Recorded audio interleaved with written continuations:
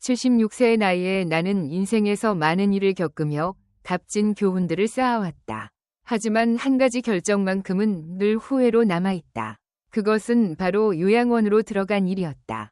그 당시 나는 내가 올바른 선택을 하고 있다고 믿었다. 가족들은 내게 거기서 더 나은 돌봄을 받고 편안하고 안전한 생활을 할 수 있을 거라고 조언하며 안심시켰다. 나는 그 말을 믿었다. 하지만 막상 요양원에 발을 들여놓자마자 내가 상상했던 것과 현실은 전혀 다르다는 것을 깨달았다. 아마 당신이나 당신의 가족 중 누군가도 같은 고민을 하고 있을지 모른다.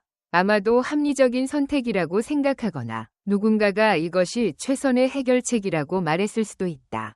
하지만 이 중요한 결정을 내리기 전에 잠시 시간을 내어 내 이야기를 들어주었으면 한다. 내가 요양원에 들어가기 전에 누군가 이 6가지 사실을 내게 말해주었더라면 얼마나 좋았을까 싶기 때문이다. 왜냐하면 요양원 생활은 단순히 편의시설이나 돌봄의 문제가 아니다. 그것은 삶의 모든 측면에 영향을 미치는 커다란 변화이며 일단 들어가면 다시 나오는 것이 생각만큼 쉽지 않다. 이 글을 끝까지 읽어주길 바란다. 내가 공유할 이야기들은 당신의 생각을 바꿀 수도 있다. 혹시 요양원 입소를 고민하는 사람이 있다면 이 글을 전해주길 바란다. 때때로 단 한 가지 다른 시각이 우리의 선택을 더 현명하게 만들어줄 수도 있기 때문이다. 그럼 시작해보자. 첫 번째 후회, 자유를 잃어버린 것. 내가 겪은 가장 큰 충격은 작은 방도, 정해진 식사 시간도, 낯선 얼굴들도 아니었다. 가장 가슴 아팠던 것은 내 삶을 스스로 통제할 수 있는 권리를 잃어버린 것이었다. 집에 있을 때 나는 나만의 습관이 있었다. 원하는 시간에 일어나고, 먹고 싶은 음식을 먹고, 하고 싶은 일을 하며 시간을 보냈다. 산책을 가고 싶으면 신발을 신고 나가면 되었고, 밤새 책을 읽고 싶다면 아무런 제약 없이 읽을 수 있었다. 하지만 요양원에서는 모든 것이 정해진 일정에 따라 이루어진다. 그리고 그 일정은 내가 결정할 수 있는 것이 아니다. 아침 식사는 정해진 시간에 제공되며 배가 고프지 않더라도 먹어야 한다. 소등 시간도 정해져 있어서 나는 아직 몇 페이지 더 읽고 싶어도 부를 거야 했다. 밖에 나가고 싶다면 허락을 받아야 하고 누군가의 도움을 기다려야 한다. 점점 가장 기본적인 것들조차 무엇을 먹을지, 무엇을 입을지, 무엇을 할지 더 이상 당연한 선택이 아니라 허락받아야 하는 특권이 되어버렸다. 나는 요양원에서 처음 맞이한 아침을 아직도 생생히 기억한다. 익숙하지 않은 침대에서 눈을 뜨고 손을 뻗어 읽다만 책을 찾으려 했지만 문득 멈춰버렸다. 내 주변에는 텅 빈 벽과 낯선 가구들이 있었다. 내가 아끼던 의자, 추억이 깃든 물건들, 나만의 익숙한 공간은 더 이상 존재하지 않았다. 그리고 나는 그때 깨달았다. 이제 나는 더 이상 내 삶의 주인이 아니구나. 가장 어려운 점은 한번 자유를 잃고 나면 그것을 되찾기가 거의 불가능하다는 것이다. 처음에는 저항해보지만 결국 적응할 수밖에 없게 된다. 반복되는 식단에 대해 불평하는 것을 멈추고 자유롭게 산책할 수 있는지 묻는 일도 점점 하지 않게 된다. 그렇게 시스템에 순응하는 동안 나는 나 자신을 잃어버렸다. 그러니 만약 요양원 입소를 고민하고 있다면 스스로에게 질문해보길 바란다. 당신은 과연 지금까지 당신의 삶을 만들어온 작은 자유들을 포기할 준비가 되어 있는가? 왜냐하면 그것을 잃고 나면 그 무엇보다 그리워질 것이기 때문이다. 두 번째 후회, 잊혀진다는 느낌. 요양원에 들어와서 마주한 가장 가슴 아픈 현실 중 하나는 내가 있든 없든 바깥 세상은 여전히 계속 돌아간다는 사실이었다. 처음 이곳에 왔을 때 가족들은 나를 안심시키며 자주 찾아오겠다고 약속했다. 나는 그 말을 믿었다. 그리고 사실 처음에는 정말 그랬다. 딸은 매주 한 번씩 방문했고 손주들은 주말마다 찾아왔다. 나는 여전히 그들의 삶의 일부라는 느낌을 받을 수 있었다. 하지만 시간이 지나면서 방문은 점점 줄어들었다. 얼마 지나지 않아 직접 찾아오는 대신 바쁜 일상 속에서 겨우 짬을 내어 걸려오는 짧은 전화통화로 대체되었다. 나를 무척 따르던 손주들도 이제는 학업과 일, 그리고 각자의 생활로 바빠졌다. 나는 이해한다. 세상은 계속 움직이고 있고 나는 더 이상 그들의 바쁜 일상 속에 포함되지 않는다는 것도 안다. 특히 명절은 가장 힘든 시기다. 모두들 오겠다고 약속하지만 막상 계획은 항상 막판에 바뀐다. 그리고 나는 요양원의 공동 휴게실에 앉아 문가를 바라보며 누군가 익숙한 얼굴이 들어오길 기다리는 다른 노인들과 함께 그저 조용히 앉아 있을 뿐이다. 나는 가족들이 여전히 나를 사랑한다는 걸 안다. 하지만 한 가지 사실도 깨달았다. 누군가의 일상에서 사라지면 시간이 지날수록 그들은 점점 더 나 없이도 괜찮다고 느끼게 된다는 것. 내가 잘 지내고 있을 거라 생각하고 내가 적응했을 거라 믿으며 내가 예전처럼 그들을 필요로 하지 않는다고 생각하기 쉬워진다는 것. 어느 날 저녁 나는 방 안에 앉아 휴대전화를 손에 들고 고민했다. 아들에게 전화를 걸어야 할까? 하지만 망설였다. 혹시 그를 방해하는 건 아닐까? 혹시 부담스럽게 느끼지는 않을까? 내가 아직 여기서 기다리고 있다는 사실을 굳이 상기시켜야 할까? 결국 나는 전화를 걸지 않았다. 그리고 바로 그 순간 나는 씁쓸한 진실을 깨달았다. 이게 바로 지금의 내 삶이라는 것을. 하루하루가 지나가는 동안 나는 그저 조용히 희망하는 것뿐이다. 누군가가 여전히 나를 기억해주길, 나를 그들의 계획 속에 포함시켜주길 말이다.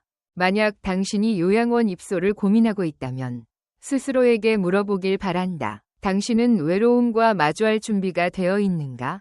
가족이 아무리 사랑한다 해도 당신이 그들의 일상에서 멀어지게 되는 순간, 당신이 그들의 기억 속에서 점점 희미해지는 일은 생각보다 훨씬 쉽게 일어날 수 있다.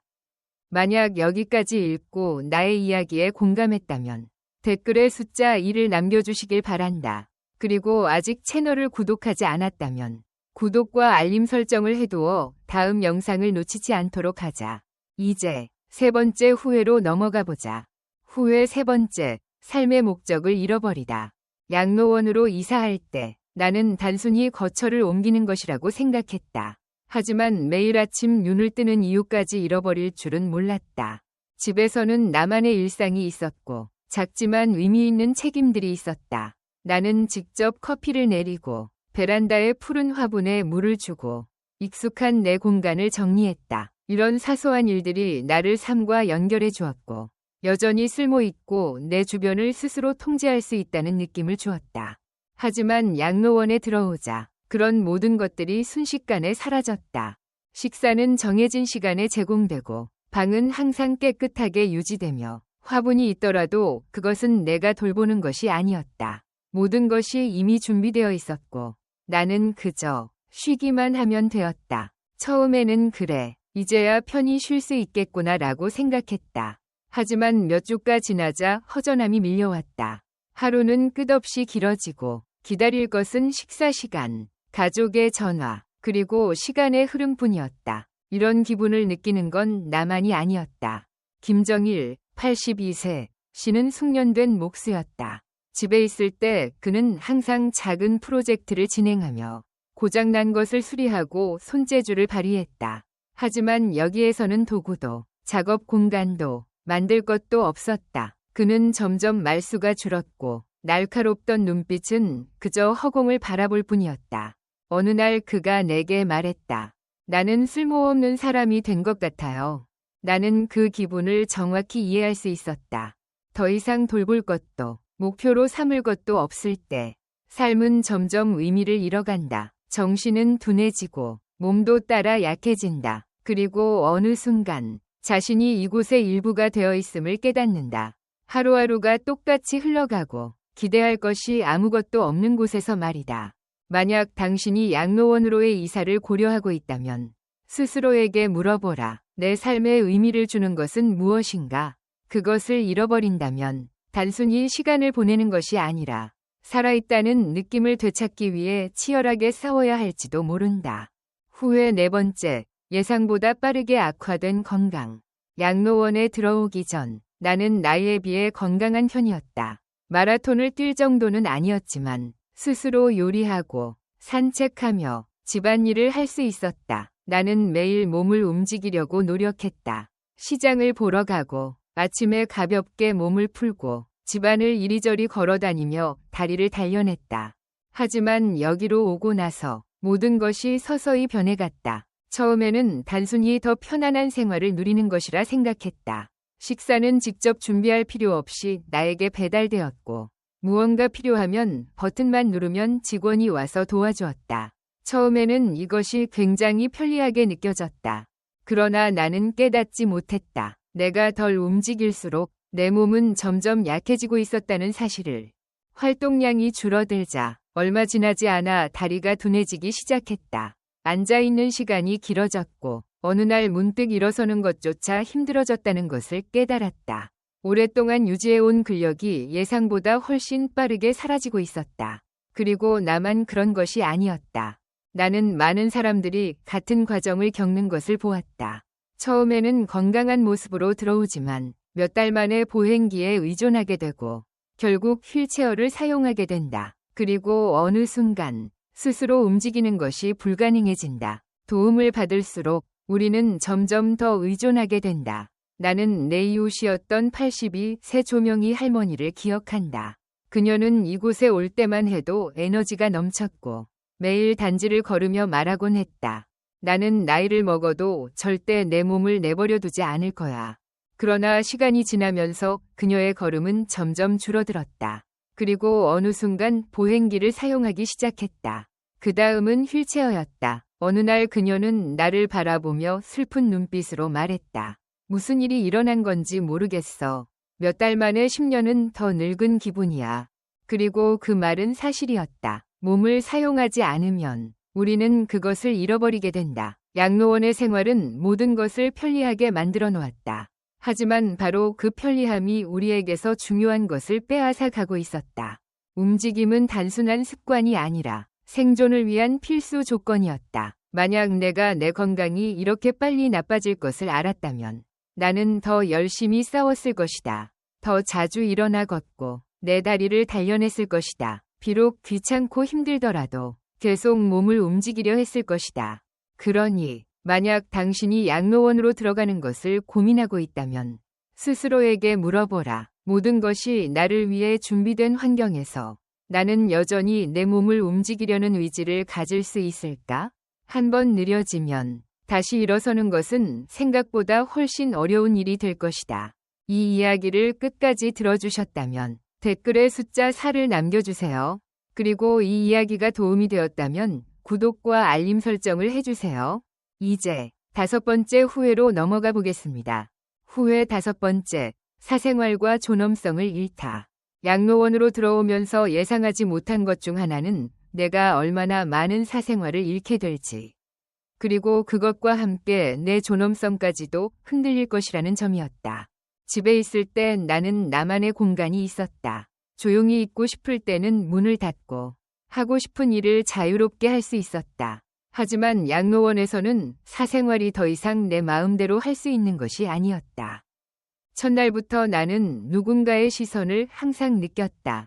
직원들은 끊임없이 드나들었고 정해진 일정에 따라 방을 점검했으며 공용 공간에서는 혼자만의 시간을 갖기가 어려웠다.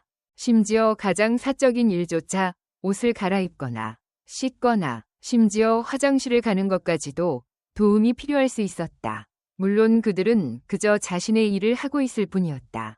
하지만 평생 스스로 해왔던 일들을 이제는 남에게 의존해야 한다는 사실을 받아들이는 것은 결코 쉬운 일이 아니었다. 내가 여기에 온 첫 주를 기억한다. 그때 나는 힘들게 현실을 받아들이고 있었다. 내가 가장 기본적인 필요조차 내 뜻대로 할 수 없다는 사실을. 샤워하고 싶어도 차례를 기다려야 하고 반드시 직원의 도움을 받아야 했다. 화장실에 가고 싶어도 호출 버튼을 눌러야 하고 얼마나 기다려야 할지 알 수 없었다. 오늘 식사가 마음에 들지 않아도 그냥 받아들여야 했다. 그리고 또 다른 문제도 있었다. 룸메이트. 모두가 운 좋게 개인 방을 가질 수 있는 것은 아니다. 선택하지 않은 낯선 사람과 공간을 공유해야 하는 것은 예상보다 훨씬 큰 도전이었다. 나는 다행히도 무난한 룸메이트를 만났지만 그렇지 않은 사람들도 많았다. 나는 수많은 이야기를 들었다. 룸메이트가 시끄럽거나 지저분하거나 심지어 인지장애로 인해 밤마다 소란을 피워 제대로 잠을 잘 수 없다는 이야기까지. 그리고 아무리 방을 내 집처럼 꾸미려 해도 이곳은 결국 내 집이 아니었다. 존엄성이란 잃어버리면 되찾기 어려운 것이다. 그리고 나는 이곳에 들어오고 나서야 내가 얼마나 많은 것을 포기해야 하는지 깨달았다. 누군가 노크는 하지만 대답을 기다리지 않고 들어올 때, 내가 한 명의 사람이 아니라 그저 환자로 취급될 때, 내 하루의 일정이 더 이상 내 뜻대로 정해지지 않을 때, 그 모든 것들이 서서히 나를 변화시켰다. 나는 점점 내 자신이 덜 나 같아졌고 그저 명단에 있는 이름 중 하나처럼 느껴졌다. 그러니 만약 당신이 양로원으로 들어가는 것을 고민하고 있다면 스스로에게 물어보라. 당신은 평생 지켜온 사생활과 삶에 대한 통제권을 내려놓을 준비가 되었는가? 왜냐하면 한번 잃어버리면 되찾기는 매우 어려운 일이기 때문이다. 6번째 후에 양로원을 떠나는 것이 생각보다 쉽지 않다는 것을 깨달을 때, 나는 양로원으로 이사하기로 결심했을 때 이것이 단지 임시적인 선택일 뿐이라고 생각했다. 한번 경험해보고 나와 맞지 않으면 언제든지 떠날 수 있을 거라고 스스로 다짐했다. 하지만 예상치 못했던 것은 일단 들어가고 나니 이전의 삶으로 돌아가는 것이 생각처럼 간단하지 않았다는 점이다. 처음에는 양로원이 마음에 들지 않으면 집으로 돌아가면 된다고 생각했다. 그러나 나의 익숙한 집이 더 이상 예전 같지 않다는 사실을 깨닫게 되었다. 집은 오랜 기간 비어 있었고 원격으로 관리하는 것이 쉽지 않았다. 나를 돕고 싶어 한 자녀들은 집안의 여러 물건들을 정리하기 시작했다. 내가 더 이상 필요하지 않을 거라고 생각한 물건들을 팔기도 했고 집을 임대하는 것까지 고려하고 있었다. 내가 다시 집으로 돌아가고 싶다는 의사를 밝혔을 때 가족들의 반응은 나를 망설이게 만들었다. 엄마, 아빠가 혼자서 잘 지낼 수 있을까요? 여기 있는 것이 더 안전할 거예요. 우리는 그저 엄마, 아빠를 위해 최선을 다하고 싶을 뿐이에요. 그리고 내가 전혀 예상하지 못했던 중요한 문제가 또 하나 있었다. 바로 신체적인 변화이다. 몇 달 동안 요리할 필요도, 청소할 필요도 없고 심지어 많이 움직일 필요도 없는 환경에서 생활하다 보니 나는 더 이상 예전처럼 유연하고 건강하지 않았다. 한때 자랑스러웠던 나의 독립성이 점점 사라지면서 집으로 돌아가겠다는 생각이 점점 더 멀어졌다. 나는 스스로를 돌볼 수 있을지 의심하기 시작했고 그러한 두려움이 나를 이곳에 붙잡아 두었다. 나만 이런 상황에 처한 것이 아니다. 나처럼 처음에는 잠시만 경험해보자라는 생각으로 양로원에 온 사람들을 많이 만났다. 하지만 막상 떠나려고 했을 때 그것이 결코 쉽지 않다는 것을 깨닫게 되었다. 양로원에서 지낸 시간이 길어질수록 바깥 세상에 다시 적응하는 것은 더 큰 도전이 된다. 어떤 사람들은 완전히 떠날 기회를 잃어버리기도 한다. 그들의 집은 이미 팔려버렸거나 요양비용으로 저축해둔 돈이 거의 바닥나서 더 이상 예전의 삶으로 돌아갈 방법이 없어진 것이다. 이것은 누구도 당신에게 말해주지 않는 현실이다. 양로원으로의 이사는 언제든지 번복할 수 있는 결정처럼 보일 수도 있다. 하지만 현실적으로 대부분의 사람들에게 그것은 일방통행과도 같다. 점점 양로원의 생활이 당신의 전부가 되어가고 어느 순간 과거의 삶은 그저 희미한 기억으로 남게 된다. 그러므로 만약 당신이 양로원으로 들어가는 것을 고려하고 있다면 스스로에게 물어보아야 한다. 과연 내가 한번 들어가면 다시 나오는 것이 생각만큼 쉽지 않을 수도 있다는 사실을 받아들일 준비가 되었는가? 왜냐하면 일단 양로원 생활에 적응하고 나면 경제적, 신체적, 정서적인 장애물이 당신의 앞길을 가로막을 수도 있기 때문이다. 여기까지 읽으셨다면 그리고 이 이야기가 도움이 되었다고 느끼셨다면 댓글에 숫자 6을 남겨주세요. 그리고 아직 채널을 구독하지 않으셨다면 구독 버튼을 누르고 알림 설정을 활성화하여 앞으로도 유익한 영상을 놓치지 마세요. 여러분의 응원이 저희가 더욱 가치 있는 정보를 제공하고 여러분께 영감을 주는 콘텐츠를 만들 수 있도록 힘이 됩니다.